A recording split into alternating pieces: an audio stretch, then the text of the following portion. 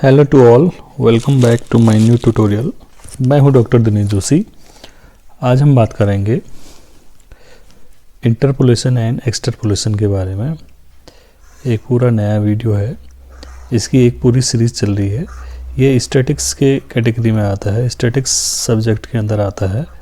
तो कई बार ये बच्चों की डिमांड आई है कि भाई आप स्टैटिक्स में भी सर वीडियो डालिए।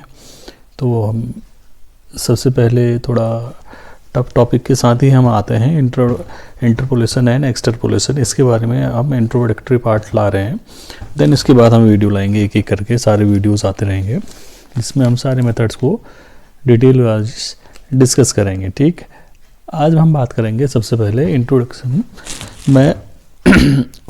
आपको अगर पता हो, अगर हम बात करें, देखिए अगर हमें पता है या आपको पता है, आपने रिग्रेशन एनालिसिस पढ़ लिया होगा। रिग्रेशन एनालिसिस में आपने कुछ चीज़ें पढ़ी होंगी, अगर नहीं पढ़ी है तो मैं आपको बताता हूँ। रिग्रेशन एनालिसिस या रिग्रेशन वेरिएबल में,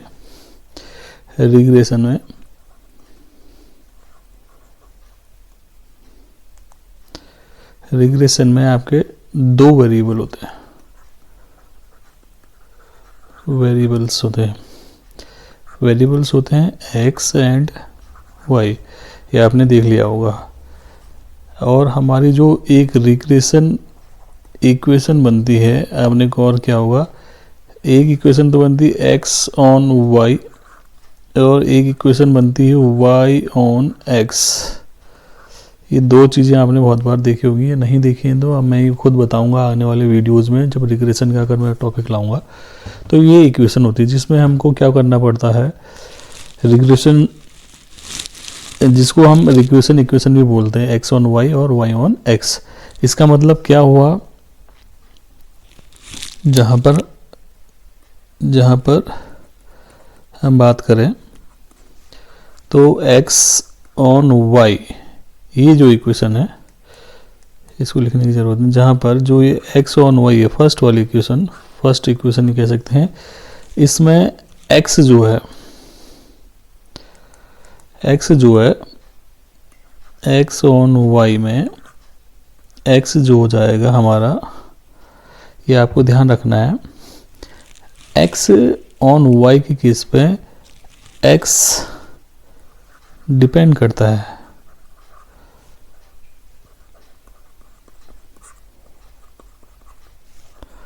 वाई पे, दैट मीन्स ये डिपेंडेंट वेरिएबल हो गया और ये हो जाएगा इंडिपेंडेंट वेरिएबल। ये आपको ध्यान रखना है। सेम अगर इसी को हम रिवर्स करें, जब हम दूसरी इक्वेशन लिखें, वहाँ पर अगर y ऑन x लिखेंगे, उस केस में ये क्या हो जाएगा, आपको सब समझ में आ गया होगा। ये डिपेंडेंट हो जाएगा, डिपेंडेंट वेरिएबल, और ये हो जाएगा independent variable. That means y की वैल्यू x पे क्या है, डिपेंडेंट है, और x की वैल्यू जो है इससे डिपेंडेंट नहीं है, ये पूरी तरह से इंडिपेंडेंट है। सेम अब हम बात करेंगे, जब हम रिग्रेशन के बारे में बात तो हमने कर ली, सेम इसी पैटर्न पे हमने यहाँ पर भी क्या होता है, जब इंटरपोलेशन की बात करेंगे तो यहाँ पर एक आपको, जैसे ये हमने दिया है, एक सेल्स दी है, ऊपर वाली चीज़ को हमेशा ये एक्स और फाइंड हमें जो करनी है वो वाई के केस में फाइंड आउट करनी पड़ती है। खासकर अभी इस क्वेश्चन में हम एक को हमने ईयर मान लिया है, दूसरा सेल्स मान लिया। मैक्सिमम क्वेश्चन यही आते हैं। अब एक चीज़ हमेशा याद रखिए कि जब हम इंटरपोलेशन एक्सट्रपोलेशन की बात करेंगे तो एक्स हमेशा जो होता है, एक्स ऑलवेज, ये मैं कई बार भी बोल चुका हूँ, क्लासेस में भी बोलता हूँ, एक्स ऑलवेज इंडिपेंडेंट वेरिएबल है, दैट मीन्स वाई जो होगा वो हमेशा क्या होगा, ऑलवेज भी कह सकते हैं हम, हमेशा क्या हो जाएगा, डिपेंडेंट वेरिएबल होगा, डिपेंडेंट वेरिएबल। अब इसका मतलब हो गया, जिसकी वैल्यू हमें एस्टिमेट करेंगे वो वेरिएबल हमेशा क्या होगा, वाई होगा। ये याद रखना है हमने। अब सपोज अगर हमने x की वैल्यू, x हमेशा ईयर के बेस पे होता है इंटरपोलेशन एक्सट्रपोलेशन के केस में, और ये हमेशा क्या होता है, इंडिपेंडेंट वेरिएबल है, इंडिपेंडेंट वेरिएबल। y क्या होगा, सेल्स या प्रोडक्शन कुछ भी हो सकता है, वो क्या हो जाएगा आपका डिपेंडेंट वेरिएबल। अब जिसकी वैल्यू, अब एक चीज़ है कि हमको हमेशा y की वैल्यू ही निकालनी पड़ती है, जिसकी वैल्यू हमको निकालनी है, मैं लिख भी दे रहा हूँ, जिसकी वैल्यू एस्टिमेट करनी है, एस्टिमेट करनी है, जिसकी वैल्यू हमने एस्टिमेट करनी है, एस्टिमेट या फाइंड आउट करनी है, फाइंड आउट करनी है। उस केस में क्या होगा, देन दैट वेरिएबल, जो दैट वेरिएबल, वो वेरिएबल क्या हो जाएगा, वेरिएबल या हमको हिंदी में जो बोलते हैं इसको बोलते हैं चर, क्या बोलते हैं, चर। वेरिएबल जो होगा वो क्या हो जाएगा, y। दैट मीन्स इस केस में ये अगर हमने x माना है, ये y होगा। तो अगर हमें, अब इसी के आगे हम आगे बात करेंगे, जैसे इस क्वेश्चन में हमें जो दे रखा है ये सेल्स हो जाएगी, तो इसको हम x मानेंगे, सॉरी ईयर हो गया x, और सेल्स जो होगी वो इसको हम बोलेंगे y। ठीक, अगर हम आगे बात करते हैं इंटरपोलेशन एंड एक्सट्रपोलेशन के बारे में, तो हमने देखा कि इंटरपोलेशन और एक्सट्रपोलेशन में दो वेरिएबल्स होते हैं। ये बहुत बार मैं कई बार अब पहले भी डिस्कस कर चुके हैं हम। एक इंडिपेंडेंट वेरिएबल जिसको हम बोलते हैं x, और एक डिपेंडेंट वेरिएबल जिसको हम बोलेंगे y। ठीक, अब हम इसको क्या बोल सकते हैं, x1, x2, x3, ऐसे करके ये वेरिएबल निकल जाएंगे। ठीक, x1, x2, x3, x4। जैसे मैंने कहा कि आपको इंडिपेंडेंट वेरिएबल में एक x1, एक x मान लेते हैं हमने x, और डिपेंडेंट वेरिएबल हो जाएगा आपका y। अब हमने कहा x जो होगा x1, x2, x3, xn तक डॉट डॉट डॉट डॉट, जितनी भी हमको वैल्यू दी होगी, ऐसे ही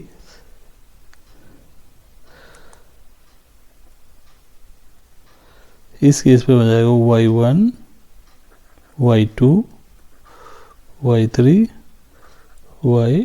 yn तक जितनी वैल्यू दी होगी। दैट मीन्स इस पूरे इक्वेशन में इसका मतलब हुआ y is the function of x।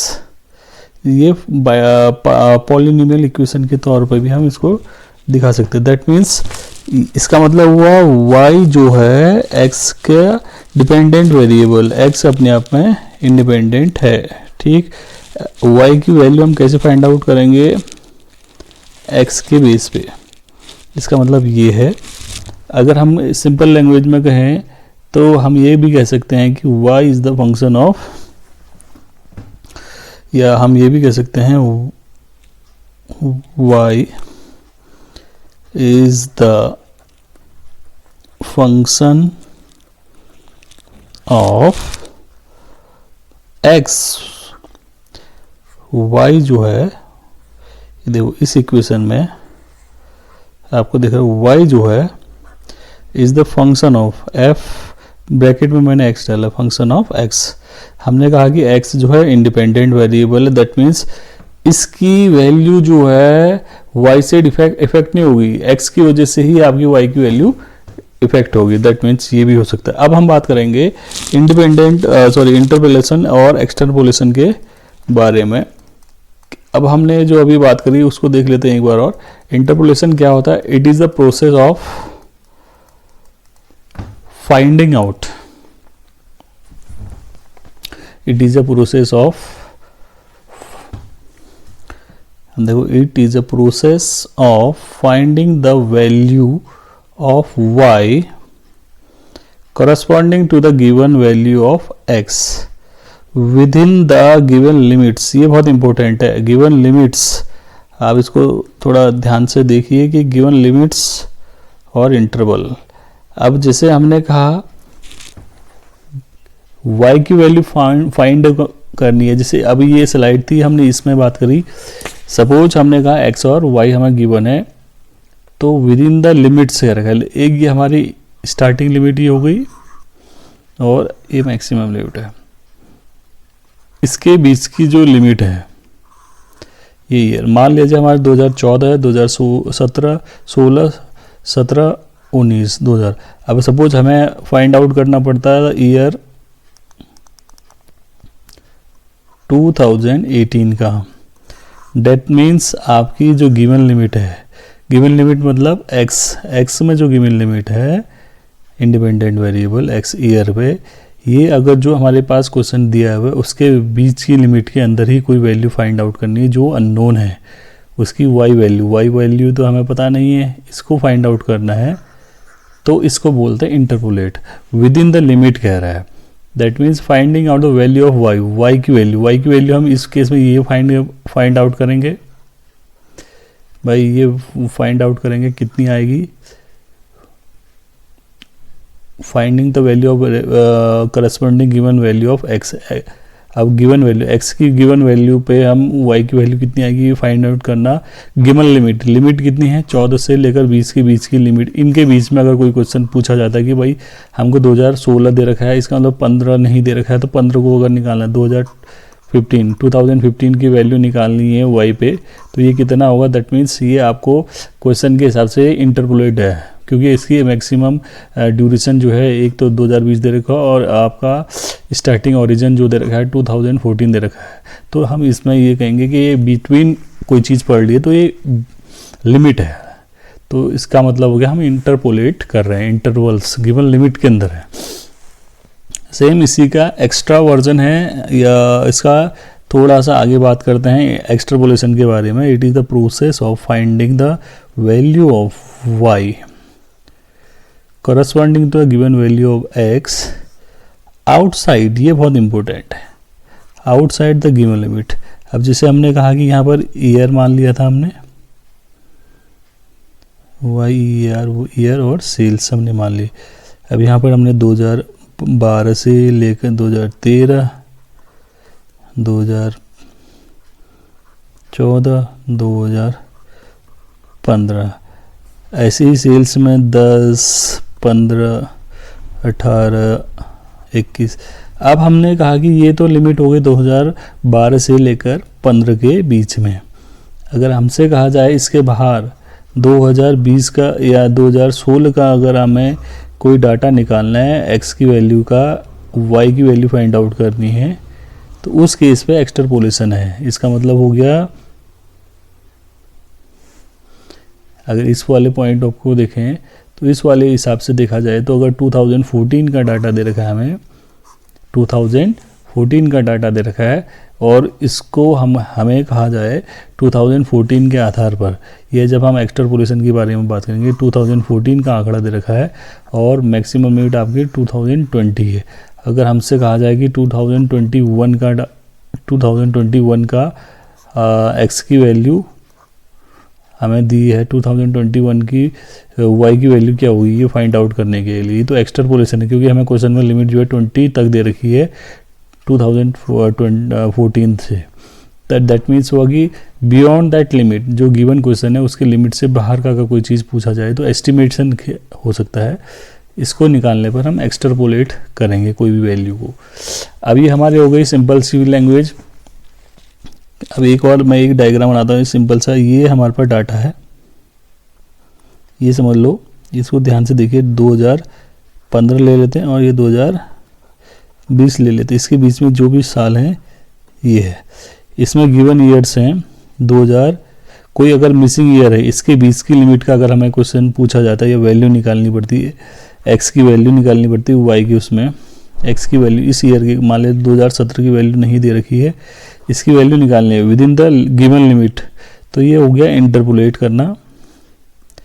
अगर इससे जो क्वेश्चन है इससे बियॉन्ड, इससे बाहर जाके बात करते हैं, ये 2022 का कहते हैं तो ये हो जाएगा एक्सट्रापोलेट, आउटसाइड द लिमिट, ये एक्सट्रापोलेट कैटेगरी में आएगा। ठीक, अब हम डिफरेंस के बारे में बात करेंगे, इंटरपोलेशन एंड एक्सट्रापोलेशन के बारे में। अब सबसे पहली बात है, इंटरपोलेशन में क्या होता है, when some unknown values of some places within मतलब के अंदर, between the series is estimated is called interpolation. जैसे मैंने कहा कि 2000, अभी थोड़ी देर पहले बात की, 2014 से लेकर 20 के बीच में आपको डाटा दे रखा है, तो इसके बीच का अगर कोई ईयर आपको फाइंड आउट करना है, that means with in the limit given series, जो क्वेश्चन में गिवन सीरीज है उसकी लिमिट के अंदर दे रखा है, और इसी की वैल्यू की एस्टिमेशन करना है, तो इसका मतलब हो गया कि ये इंटरपोलेट कर रहे हैं। इसी का रिवर्स है, आपको 2014 से लेकर 20 तक आंकड़े दे रखे हैं, दैट मीन्स अगर हमको कहा जाए ये लिमिट है, इसके बाहर हमें 2022 का आंकड़ा निकालना है, दैट मीन्स लिमिट से बाहर का आंकड़ा निकालना है, तो उस केस पे क्या हो जाएगा, एक्सट्रापोलेट। ठीक, interpolation refers to the estimation of figure at a value within the given data. जो इसका एस्टिमेशन करना, इंटरपोलेशन का मतलब है एस्टिमेशन ऑफ गिवन डाटा, जो डाटा गिवन है उसी की value within the given data के अंदर की वैल्यू का एस्टिमेशन करना, मगर इसमें है outside the given, outside value, जो गिवन डाटा है उसकी गिवन लिमिट से बाहर की डाटा का वैल्यू का एस्टिमेशन करना एक्सट्रापोलेशन कहलाता है। दैट मीन्स अब थर्ड पॉइंट है, interpolation provides missing link. Interpolation जो है मिसिंग लिंक को क्या करता है, प्रोवाइड करता है, जो भी डाटा है, मगर एक्सट्रापोलेशन क्या करता है, हेल्प इन प्री कास्टिंग। ये बहुत इंपॉर्टेंट है, प्री कास्टिंग में हेल्प करता है, पहले से अनुमान लगाते हैं। Interpolation is relate with past, interpolation जो है पास्ट को रिलेट करता है, मगर एक्सट्रापोलेशन जो है हमारे फ्यूचर को लेके हो सकती है एस्टिमेशन। सपोज हमने कहा कि हमारे पास कोई डाटा है, ज़रा ध्यान से सुनिए, आपकी क्लास में मान लिया जाए अगर आप मार्केटिंग एग्जीक्यूटिव बनते हैं, आपसे अब प्रोडक्शन के बारे में बात करते हैं कि एस्टिमेशन हमारा निकालिए 2010 से लेकर 2020 तक का सेल्स का ट्रेंड हमारे पास डाटा है, मगर हम कहते हैं एस्टिमेशन 2022 का निकालिए। 2022 का निकालने के लिए क्या है, आपको एक्सट्रापोलेशन करना पड़ेगा। मगर किसी ईयर का डाटा अगर आपके पास मिसिंग है, मगर आपके पास डाटा 2010 से लेकर 20 तक है सारे डाटा, मगर किसी ईयर का डाटा रह गया है, अगर आपके पास वो डाटा नहीं है, तो आप इंटरपोलेट करेंगे बिटवीन द गिवन लिमिट के अंदर। ठीक, अब बात करते हैं कुछ एजम्पशन के बारे में, जिसके बारे में आपको जानना बहुत ज़रूरी है। बिना एजम्पशन के हम इस न्यूमेरिकल में हार्ड नहीं डाल सकते हैं। सबसे पहली बात है इंटरपोलेशन एंड एक्सट्रापोलेशन के बारे में, definite and stable relation between variable. Definite and stable relation between the variable, x और वाई के बीच में स्टेबल और डेफिनेट रिलेशन होते हैं। ये बहुत इंपॉर्टेंट है भाई, एक्स, क्योंकि हमने कहा कि इंडिपेंडेंट वेरिएबल आई हुई है और ये डिपेंडेंट वेरिएबल है। इसका मतलब हो गया एक्स की वैल्यू, वाई की वैल्यू एक्स के ऊपर डिपेंड करती है। सेकंड पॉइंट है y x is expressible in polynomial form. ये पॉलिनोमियल फॉर्म में, दैट मीन्स इक्वेशन के फॉर्म में एक्सप्रेस किया जाएगा, जैसे y is the function of x, ये एक्सप्रेस करते हैं इक्वेशन पॉलिनोमियल फॉर्म में। ठीक, नेक्स्ट पॉइंट है no sudden fluctuation in the value of dependent variable. ये बहुत इंपॉर्टेंट है, अगर सडन फ्लक्चुएशंस होता है तो ये पॉसिबल नहीं है कि आपको वैल्यू निकल पाए, उसके लिए इंटरपोलेशन का एजम्पशन रॉन्ग हो सकता है। सडन फ्लक्चुएशन का मतलब है कि हमारे पास x और y वेरिएबल दे रखे हैं, जिसे हम डिपेंडेंट और इंडिपेंडेंट वेरिएबल कहते हैं। हमारे पास ये ईयर वाइज दे रखा है 2014 से लेकर 2020 के बीच में, 2020 के बीच में कोई डाटा दे रखा है। सपोज हमारे पास यहाँ पर 5 है, देन 2015 में हमारे पास 10 है, फिर 16 पे हमारे पास अचानक ही 40 हो जाए, और उसके बाद 20 पे हमारा 17 पे हमारा 20 हो जाए। ये जो फ्लक्चुएशन है ये बहुत ही सडन माना जाएगा। ऐसे फ्लक्चुएशन की वैल्यू, नो सडन फ्लक्चुएशन आना चाहिए वाई वेरिएबल पे, क्योंकि वाई वेरिएबल मैंने क्या कहा, डिपेंडेंट वेरिएबल होता है। इसमें अगर आपका फ्लक्चुएशन आता है सडन बहुत ही ज़्यादा, तो ये नहीं माना जाएगा। ये मानना है कि भाई कोई सडन फ्लक्चुएशन नहीं आता है।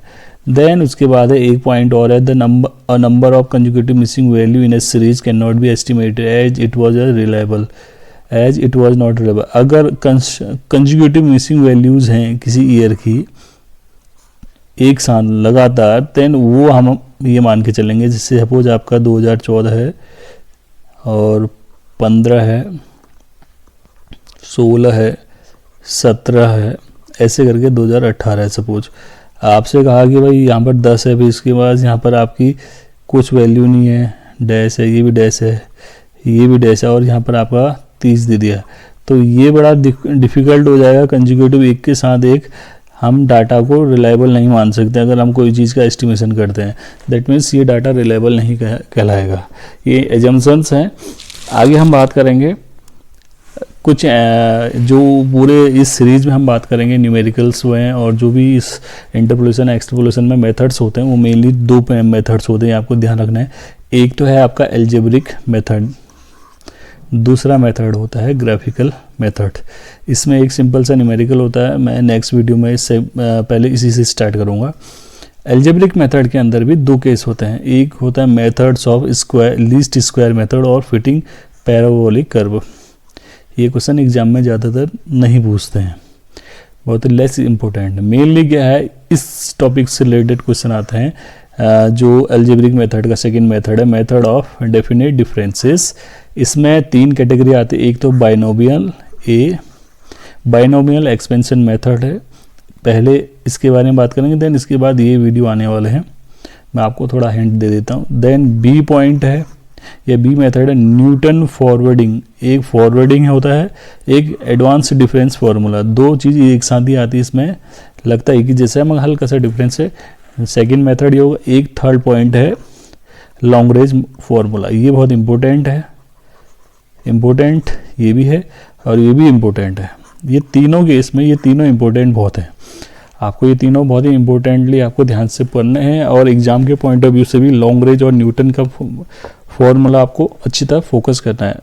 एग्जाम में मैक्सिमम क्वेश्चंस इसी मेथड से पूछे जाते हैं। ठीक, फाइनली हम बात करते हैं need of interpolation and extrapolation. Interpolation और एक्सट्रपोलेशन की नीड क्यों है, ये बहुत बार पूछा जाता है, वाई वी नीड इंटरपोलेट और extrapolate any data. That means सबसे पहली बात है inadequacy of data in the absence of any data. अगर कोई डाटा हमारे पास नहीं है, हमारे पास कोई डाटा इनएफिशिएंसी है या उसकी उपलब्धता नहीं है, देन उस केस में हम इसको इंटरपोलेट या एक्सट्रपोलेट कर सकते हैं डाटा को। तब हमें इस मेथड की यूज या इस स्टैटिस्टिकल मेथड्स की ज़रूरत पड़ती है। दूसरा है नॉन अवेलेबिलिटी, अगर कोई चीज़ हमारे पास डाटा नहीं है उस केस पे भी ये है बिल्कुल ही नहीं है। तीसरा पॉइंट है estimate for intervening years.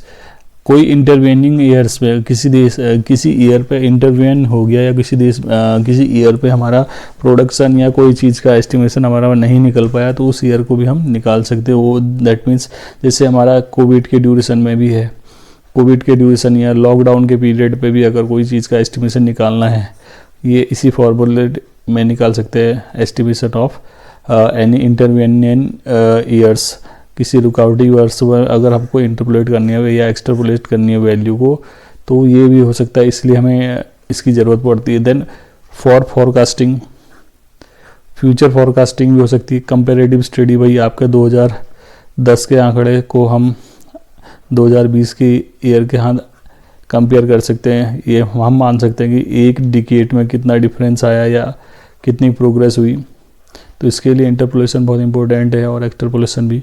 Determination of positional average, हमारी पोजिशनल एवरेज में इंटरपोलेशन और एक्सट्रपोलेशन का बहुत बड़ा इंपॉर्टेंट रोल है, क्योंकि हम जब ये पता कर लाएँ कि हमारी पोजिशनल एवरेज कितना डिफरेंस खा गई है, तो उसके लिए ज़रूरी है कि हमें इंटरपोलेशन का या एक्सट्रपोलेशन हमें करना आना चाहिए। तो इसलिए आज हमने जो पूरे टॉपिक्स कवर किए, ये इंट्रोडक्टिव पार्ट था, मैं दोबारा एक बार रिवाइज कर लेता हूँ कि भाई हमें इंटरपोलेशन क्या होता है। एक्स और वाई वेरिएबल होते हैं, एक इंडिपेंडेंट होता है, एक वाई डिपेंडेंट वेरिएबल होता है, जैसे एक्स रिग्रेशन एनालिसिस में होता है या रिग्रेशन इक्वेशन में मानते हैं वाई ऑन एक्स और एक्स ऑन वाई। सेम ऐसे यहाँ पर भी है, यहाँ पर हमको ईयर का एस्टिमेशन करना पड़ता है, जहाँ पर ईयर एक्स वेरिएबल है, वाई क्या हो जाता है आपका डिपेंडेंट वेरिएबल है। इसका मतलब है कि हम y की वैल्यू तभी निकाल पाएंगे जब x की वैल्यू हमें दी हो, जिससे हमें कैलकुलेट करना पड़ेगा। सेकंड हमने कहा कि इंटरपोलेशन क्या होता है, बिटवीन, एक चीज़ याद रखना है, विद इन द लिमिट अगर कोई क्वेश्चन को या वैल्यू निकालनी है वो इंटरपोलेट वैल्यू होती है।